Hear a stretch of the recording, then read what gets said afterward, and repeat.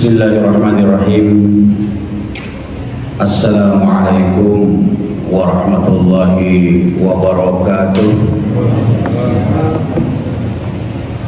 Alhamdulillahillazi arsala rasulahu bil huda wa dinil haqq liyuzhirahu ala dini kullihi wa kafa billahi syahida. Asyhadu an la ilaha illallah wahdahu la syarika lah wa asyhadu anna Muhammadan abduhu wa rasuluhu la nabiyya ba'dah. Allahumma salli ala Muhammadin wa ala alihi wa sahbihi wa mawala, amma ba'd. Qala Allah ta'ala fi kitabil karim, a'udzu billahi minasy syaithanir rajim. Ya ayyuhallazina amanu taqullaha haqqa tuqatih wa la tamutunna illa wa antum muslimun. Jamaah salat maghrib yang insyaallah sama-sama dirahmati Allah Subhanahu wa taala. Tiada henti-hentinya mari kita senantiasa memanjatkan puji syukur kehadirat ilahi Rabbi Allah Subhanahu wa ta'ala yang dengan limpahan rahmat karunia hidayahnya sampai dengan detik ini Allah masih memberikan pilihan kepada kita untuk selalu istiqomah menjalankan dan menunaikan kewajiban-kewajiban kita, khususnya kefarduan yang sudah menjadi kemestian bagi kita untuk melaksanakannya, dan barusan kita tunaikan sholat fardu maghrib secara berjamaah. Berselawat kita kepada Rasulullah Muhammad sallallahu alaihi wasallam, berkat perjuangannya, pengorbanannya, mujahadahnya, Islam sampai kepada kita sekalian. Bapak Ibu, alim ulama, tokoh masyarakat, pemuka agama, sepuh-sepuh yang insya Allah dirahmati Allah Subhanahu wa ta'ala, izinkan kami dalam kesempatan ini berbagi, tidak mengajari, sama-sama dalam rangka untuk mengingatkan khususnya kepada diri kami pribadi dan juga kepada jamaah sekalian yang Allah takdirkan pada maghrib ini kita bisa bermuajahah, bertatap muka pada kesempatan ini yang mudah-mudahan mengundang keberkahan daripada Allah Subhanahu wa ta'ala. Bapak Ibu yang dirahmati Allah Subhanahu wa ta'ala, kata Rasulullah, iman yang ada di dalam hati kita ini kadang naik, kadang turun. Ada saat dia terbang di atas, tinggi melambung. Hampir semua amalan-amalan ingin kita kerjakan, tapi sekali waktu iman kita itu ngedrop, turun ke bawah, melandai.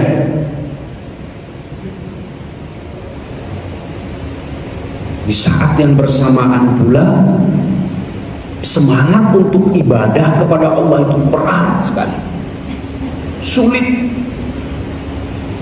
Giroh kita untuk menunaikan kewajiban-kewajiban yang sudah menjadi keharusan kita untuk kerjakan, tidak lagi kita pikirkan. Ketika iman itu dalam kondisi merendah.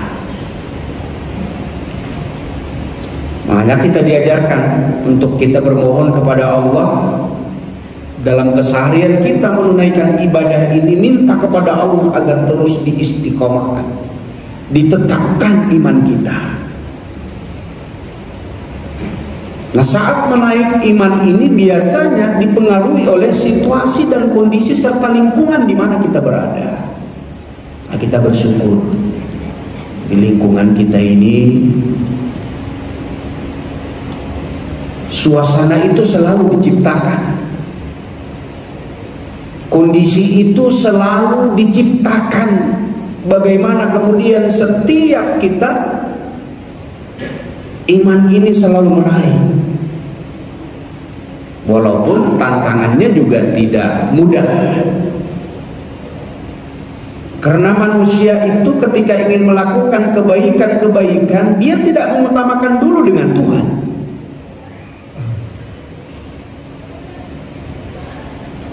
Tidak sedikit orang beramal, melakukan kebaikan-kebaikan, amal-amal ibadah yang dia tunaikan, tidak sedikit bukan untuk Allah,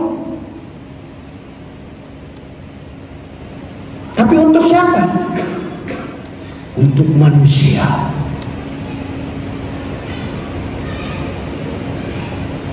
Tapi kita selalu ambil baik. Ternyata manusia malu dengan sesama manusia, itu ternyata yang bisa menghantarkan malunya kepada Tuhannya.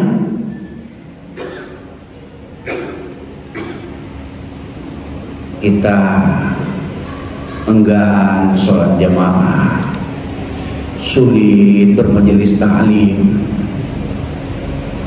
tapi karena tetangga rajin kita kondang, muncul rasa tidak nyaman itu. Kok teman-teman pada semangat sholat jamaahnya, kok kita enggak? Muncul rasa tidak nyaman itu lagi. Begitu terus. Begitu suasana itu diciptakan, malunya manusia kepada manusia, ini ternyata mampu menghantarkan manusia itu kemudian malu kepada Rabb-nya dan takut kepada Rabb-nya. Maka disinilah iman yang sedang melayang, iman yang sedang tinggi, iman yang sedang memuncak, kita manfaatkan. Pelan-pelan rasa malu kita, tidak nyaman kita kepada sesama manusia masuk pelan-pelan, bahwa amal ibadah, kebaikan-kebaikan yang sudah kita lakukan hanya tertuju semata kepada Allah Subhanahu wa ta'ala. Makanya Bapak Ibu,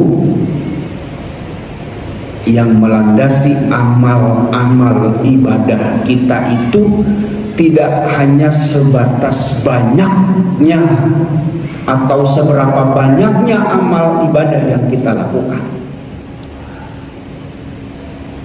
tetapi bobot ibadah yang kita kerjakan dan lakukan adalah seberapa ikhlasnya kita menunaikan perintah karena Allah Subhanahu wa ta'ala. Maka disinilah kita dilatih bagaimana kita menghadirkan Allah dalam setiap langkah dan kehidupan kita. Ramadan telah menempa kita yang baru 1 bulan kita lewati, 2 bulan yang kita lewati. Itu filosofi yang terkandung di dalam amal ibadah puasa kita. Betapa Allah ingin mengatakan setiap amal ibadah yang kita lakukan itu bukan karena selain Allah, tapi Allah semata.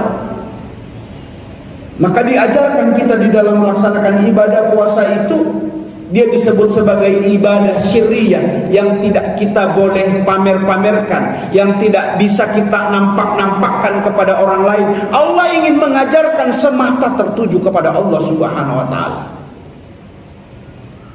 Sholat masih bisa kita minta pujian orang lain dengan gerakan, dengan bacaan.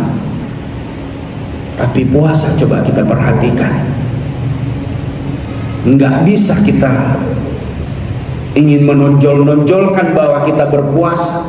Bahkan rahasia puasa yang kita kerjakan dan kita lakukan semata hanyalah Allah yang kita yakini, yang tahu. Kenapa kita harus berjaga-jaga untuk tidak batal di dalam pelaksanaan ibadah puasa? Bukan karena manusia yang menilai, bukan karena yang melihat manusia, bukan. Tapi kita yakin Allah ada di setiap langkah dan dimanapun kita berada. Maka dalam kesempatan ini Bapak Ibu, saya ingin mengantarkan satu tema: hadirkan Allah dalam setiap situasi dan kondisi dimanapun kita berada. Itu yang lebih utama untuk kita terus berbenah diri. Maka disinilah insya Allah ada kajian-kajian khusus menurut informasi, bagaimana akidahnya, bagaimana fikihnya, bagaimana tauhidnya. Semuanya itu memiliki keunggulan dan kelebihan masing-masing. Tapi yang pasti, kenapa orang mau sholat, kenapa orang mau ibadah, kenapa orang mau melakukan kebaikan-kebaikan?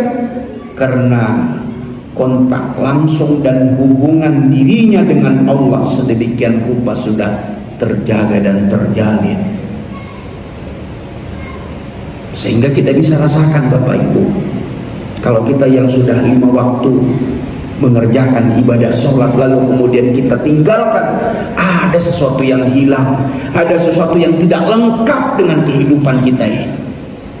Tapi kalau yang tidak terbiasa, justru dia terbiasa meninggalkan 1-2 waktu saja, no problem bagi dia. Tapi bagi orang-orang yang sudah terbiasa, yang sudah tertanam, maka dia berat untuk meninggalkannya. Semakin amal-amal ibadah kita itu perkuat, maka insya Allah semakin pula seiring dengan tebal dan kuatnya iman kita. Tapi semakin juga amal-amal ibadah itu berkurang, maka ini juga akan berpengaruh kepada keimanan kita, tingkat keimanan kita. Maka tidak bisa dipisahkan ungkapan lisan kita dengan pembenaran hati, lalu kemudian implementasi amal itu sejalan. Nah, Bapak Ibu yang dirahmati Allah Subhanahu wa taala, ada satu cerita nyata yang menarik untuk sama-sama kita jadikan pelajaran. Cerita seorang pengemudi taksi yang dihentikan oleh calon penumpang yang berpakaiannya itu kurang layak lah, kurang meyakinkan. Penampilannya dapat diduga kalau dia ini orang yang tidak punya. Wajahnya terlihat kuyu, letih. Ketika melihat calon penumpang ini, sang sopir nanya, "Bapak mau kemana?" Tanya pengemudi taksi itu kepada si bapak ini dengan santun, "Bapak mau kemana, Pak?"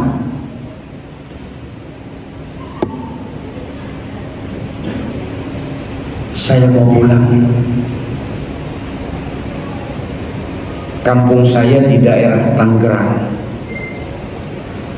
Tapi saya tidak punya uang untuk membayarnya." Kebayang di kita Pak, mau pulang, uang nggak ada. Ya.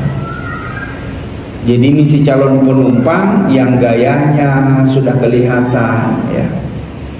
Maka sang supir ini nyamperin, nanyakan, mau kemana Pak? Saya mau pulang, tapi saya tidak punya uang. Apa kata si supir? Oh, tidak apa-apa Pak, silakan Bapak naik. Sambut pengemudi ini dengan ramahnya.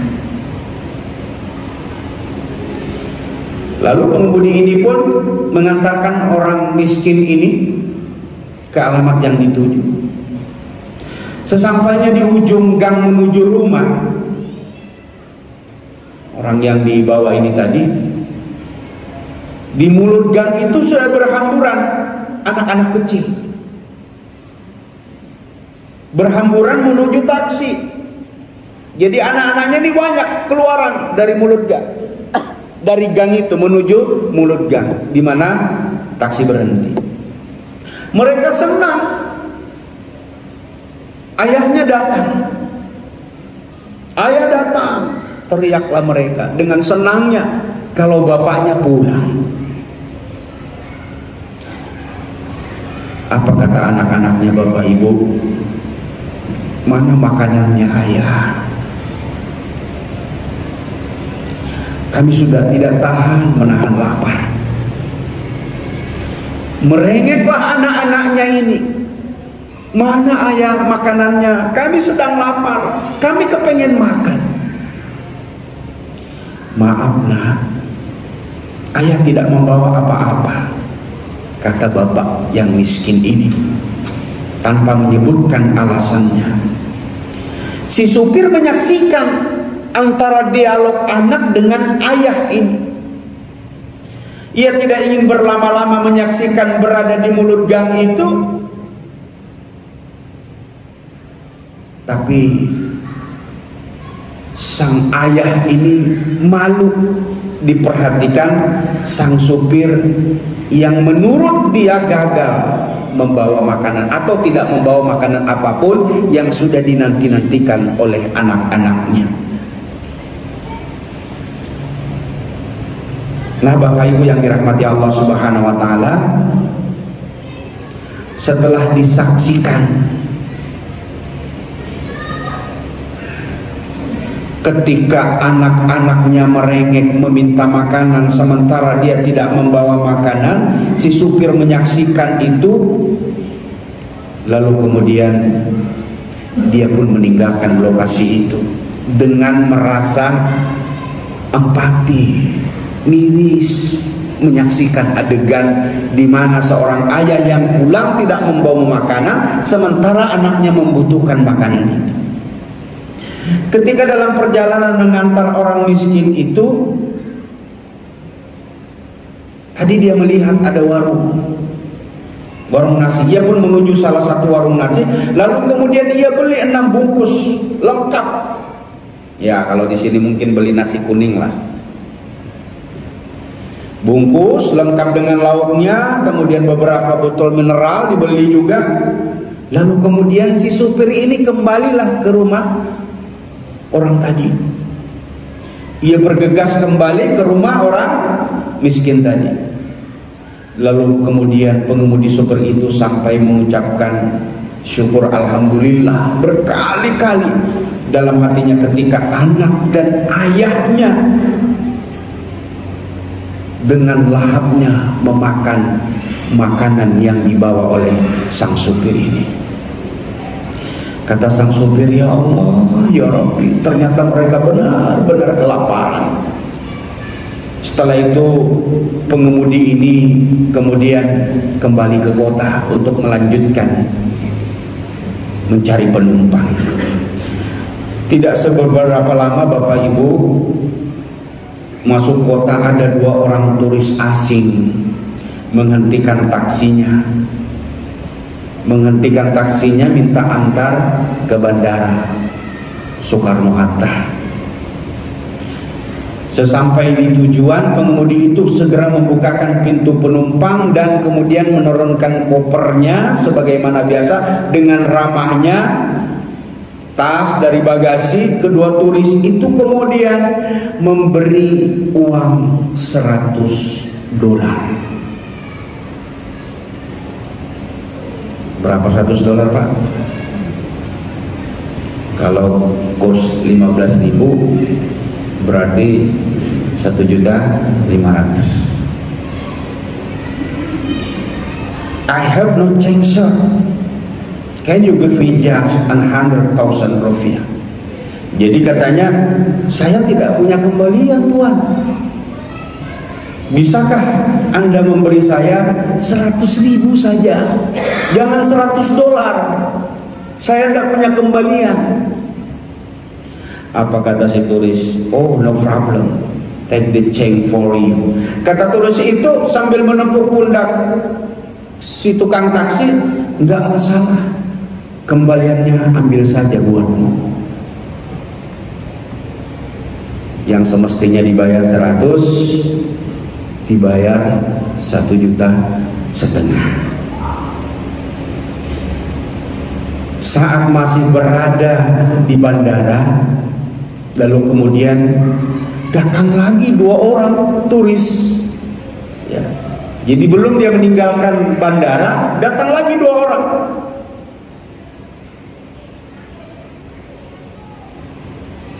Minta antarkan pula ke hotel. Seperti yang dilakukan penumpang lain dari bandara, terus kemudian diantar sampai dia ke hotel. Lagi-lagi apa yang terjadi Bapak Ibu? Ketika hotel yang dituju, dia sudah sigap dengan ramahnya membukakan pintu, lalu kemudian menurunkan bagasinya. Lagi-lagi turis asing itu memberikan uang $100.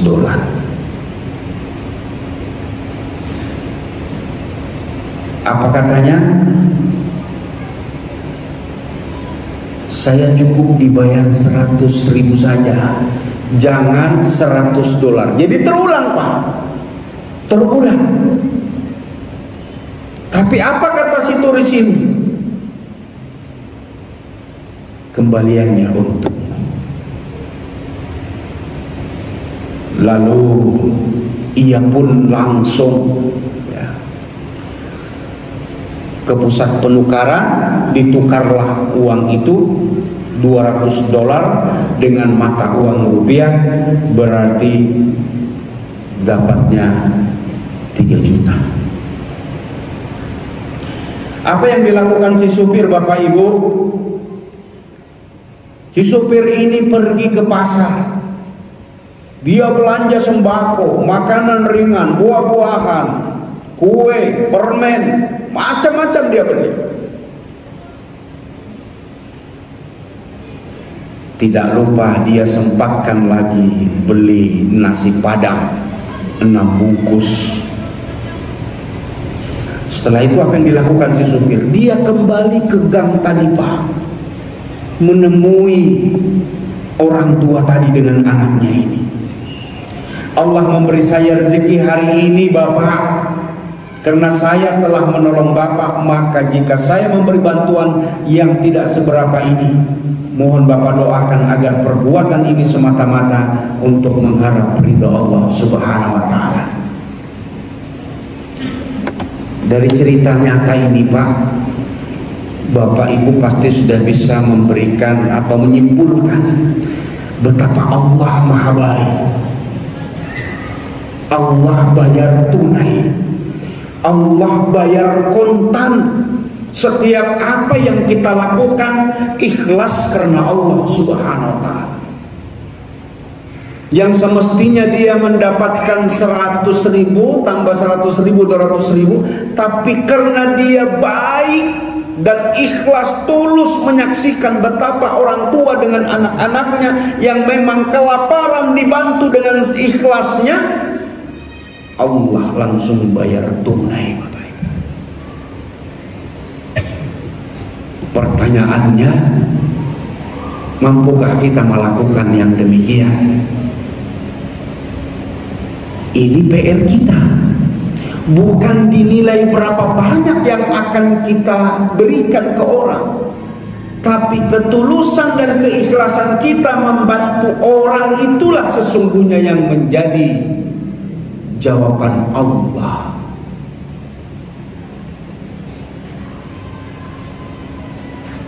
senang luar biasa. Maka yakinilah ketika kita berbuat sesuatu yang mengharap ridha Allah, tulus dan ikhlas karena Allah, yakini Allah akan membalas. Kalaupun tidak tunai saat yang bersamaan, tapi yakinilah Allah akan membalas. Tidak sempat di dunia, tapi pasti Allah akan memberikan ganjaran di akhirat kelak nantinya. Nah Bapak Ibu, kita bisa mengambil sebuah ibrah dan pelajaran. Jangan pernah kita ini sungkan enggan ya. Kita kadang-kala kan, apalagi di zaman sekarang ya, yang namanya peminta-minta itu kayaknya ingin kita verifikasi lah dia, kita seleksi lah dia, kita tanyalah dia sepanjang kampung, kita tanyalah surat dan sebagainya. Walaupun itu juga bagian kehati-hatian kita ya, karena di zaman sekarang banyak juga tipu-tipuan. Tapi yang menjadi dasar kita adalah bagaimana kita belajar ikhlas untuk memberikan sesuatu. Ini yang harus kita bangun.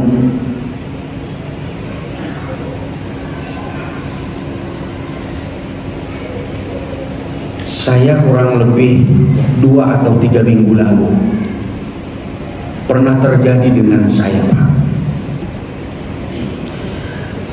Ada orang yang sudah waktunya melahirkan, pergilah dia ke rumah sakit. Ini di Berau nih. Datang ke rumah sakit, terus periksa ke dokter. Kalau si ibu ini oleh dokter kandungan tidak bisa melahirkan normal, harus operasi. Karena namanya orang kampung, dia daerah Tubaan, Kecamatan Tabalan, daerah pesisir. Akhirnya karena dia harus diponis operasi oleh dokter kandungan, langsung mundur. Nah itu juga jeleknya di kita ini ya. Tidak lagi yang ditanyakan dulu itu sanggup apa enggak gitu. Akhirnya pulang. Dengan suaminya pulang, terus mencarilah bantuan. Yang membantu dia ini adalah mantrinya. Sudah ke dinas sosial, sudah ke Kesra, sudah ke Basnas, semuanya jawabannya nanti. Ya wajar kan kalau kantor-kantor begitu tidak langsung sebagaimana pemberian pribadi, harus ada proses ke BPJS baru dibuat kartunya, bulan depan baru berfungsi. Sudah putus asa, mau balik dia kampung, kira-kira 4 jam lah dari Tanjung ke tempat mereka ini. Nah ternyata oleh Kabak Kesra Berau itu tadi dihubungi oleh menterinya, saya ditelepon, Ustaz, ini ada orang mau melahirkan, tapi harus operasi, sudah kemana-mana, tidak ada yang bisa membantu, bisakah Ustaz fasilitasi? Saya kasih ya nomornya. Dikasihkanlah saya nomor mantri, bukan si pasien ini, Pak Mantri inilah. Akhirnya kita komunikasi, ringkas cerita, komunikasi dengan Pak Mantri. Janjian kita di masjid pas waktu zuhur waktu itu. Cerita, ternyata teman satu suku lagi Pak Mantri ini. Diceritakannya lah.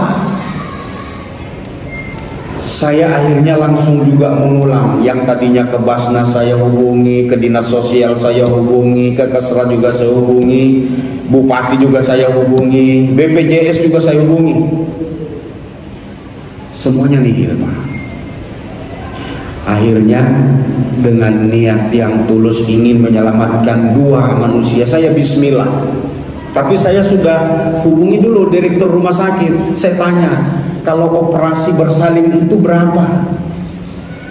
Biasanya Ustadz, kalau persalinan biasa operasi itu 4 juta sampai 10 juta. Bismillah saya Pak, bismillah saya, ini 2 nyawa yang mau diselamatkan. Akhirnya saya bilang dengan Pak Mantri, sudah, Pak Mantri bawa lagi balik ibu itu. Suaminya dipanggil, bawa balik. Oh enggak bisa Pak, harus ada jaminan. Saya bilang, jaminkan saya, kalau perlu bawa KTP saya, sebut nama saya. Sudah seperti itu kami berpisah sekitar 2 jam Pak. Dia nelpon Pak Mantri ini, Ustadz, alhamdulillah ibunya sudah di rumah sakit, sudah dilakukan persiapan. Nah, saya sudah mau menyiapkan uang ini Pak, menyiapkan uang. Tapi alhamdulillah Ustadz, BPJS-nya berlaku. Alhamdulillah saya bilang. Sudah mau menyiapkan 4-10 ini kan Pak. Tapi begitu Pak Mantri, alhamdulillah Ustadz, BPJS-nya berlaku. Masya Allah. Jadi saya hubungkanlah dengan cerita Bapak supir tadi ini. Apakah ini yang disebut Allah membayar tunai, yang tadinya sudah siap 4-10 juta, tidak jadi karena BPJS-nya ternyata berlaku. Allah alam. Tapi yang pasti Bapak Ibu mengajarkan kepada kita, mari kita belajar berbuat ikhlas, memberikan bantuan, berempati kepada siapapun. Saya termasuk orang yang protektif terkait dengan peminta-minta atau sumbangan itu Pak, kalau sudah mereka ke rumah itu. Apalagi yang bukan di daerah kita, dari jauh-jauh sana mereka. Nah ternyata sebagian ulama itu mengajarkan tidak perlu kita cari-cari tahu, apalagi kita nasihati panjang lebar, tahu-tahu kita kasih 10.000, sudah 1 jam dia menunggu di situ. Tahu-tahu tulis hamba Allah saja 10.000. Jadi dari sekarang kalau ada yang datang, ada yang minta, ya tetap dilihat Pak ya, tetap kita juga berhati-hati. Cuma yakinilah setiap apa yang kita lakukan Allah akan balas, Allah akan bayar tunai. Demi Allah, Allah akan memberikan janjinya. Nah mudah-mudahan dari cerita nyata yang jelas-jelas dilakukan oleh si supir yang memberikan bantuan kepada orang yang memang membutuhkan, ini menginspirasi kita Bapak Ibu untuk menjadi orang-orang yang mampu dan bisa berbagi kepada yang membutuhkannya, yang mudah-mudahan dengan cara kita memberikan bantuan kepada orang lain, Allah juga akan memudahkan segala urusan-urusan kita. Dan itu banyak fakta, banyak cerita nyata yang terjadi. Dan kita harus yakin apa yang kita belanjakan di jalan harta, apa yang kita bagikan kepada orang lain, itulah sesungguhnya harta kita. Sementara yang tertinggal kita belum tahu apakah dia milik kita sesungguhnya atau tidak. Tapi justru yang kita infakkan, yang kita sedekahkan, yang kita berikan bantuan kepada orang lain, itulah sesungguhnya yang tertinggal di kita. Nah mudah-mudahan lewat hasanah ini mampu memberikan pencerahan kepada kita, mampu memberikan ibrah dan pelajaran bagi kita, khususnya kepada diri saya pribadi.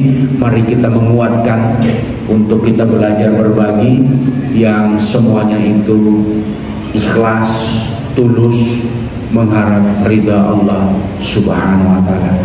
Demikian mungkin yang dapat saya sampaikan Bapak Ibu di kajian kesempatan pada malam hari ini. Mudah-mudahan ada manfaatnya. Dan sebelum saya tutup, di ujung saya kepengen juga memperkenalkan diri. Biasanya di awal-awal orang memperkenalkan saya sambil menunggu waktu Isya. Saya Daud Badarudin,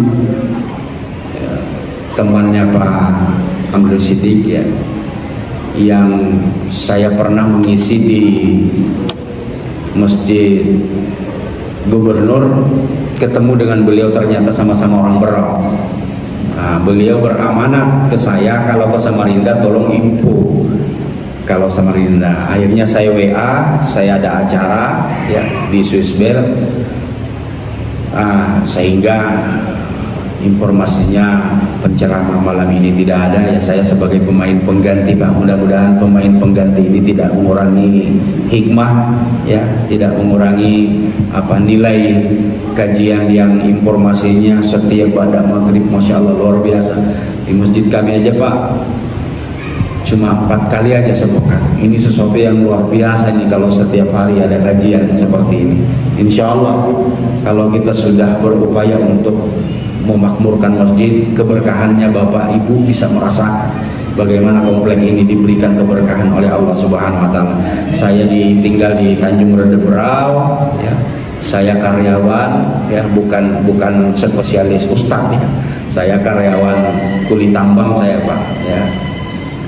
Sempat dulu mengajar ya, sempat mengajar 10 tahun guru dan dosen dari 96 sampai 2006, dan sampai hari ini dari 2006 sampai hari ini masih sebagai karyawan. Nah, mudah-mudahan sewaktu-waktu Allah panjangkan umur kita bisa bertemu lagi, saling mendoakan satu dengan yang lain. Semoga Allah mengistiqomahkan. Saya sudah berkeluarga Pak ya. Istri kebetulan 7, anaknya ya, bukan istrinya Pak. Jadi 7 anak, alhamdulillah. 3 sudah selesai S1, cewek semua, cuma laki-laki 1 orang ya. Anak yang ke-6 laki-laki, tinggal 4 lagi yang belum selesai sekolahnya. Yang 6 dan 7 itu kelas 5 dengan kelas 6. Mudah-mudahan lewat pertemuan kita pada malam hari ini kita saling mendoakan satu dengan yang lain. Di lain waktu dan kesempatan Allah memberikan waktu dan memanjangkan umur kita, dan mudah-mudahan ada manfaatnya. Demikian Bapak Ibu atas segala perhatiannya. Assalamualaikum warahmatullahi wabarakatuh.